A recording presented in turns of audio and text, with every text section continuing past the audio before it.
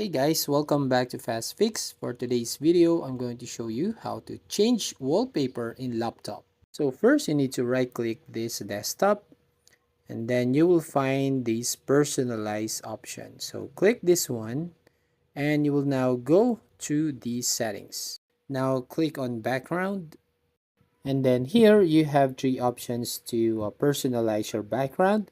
So you can choose picture, solid color, or slideshow, or maybe Windows Spotlight. So for example, we want to try this picture. So click this picture right here. And as you can see, the recent images that you chosen. And for example, you want this one, so click that and that will be your wallpaper. Now you can also change that. For example, this one, just click this one and it will change the wallpaper. Then you can also use your own photos on your gallery. So you can just click this browse photos and you will just find the photos on your files right here. Now let's try the second option. So click this one and try this solid color.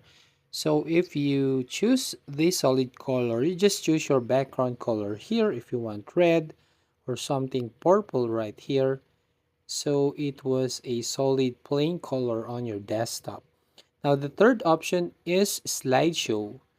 Now right here you can pick some picture album for your slideshow right here. You can browse on your computer, just find any pictures or photos that you want to add on the slideshow, and you can set up these settings right here.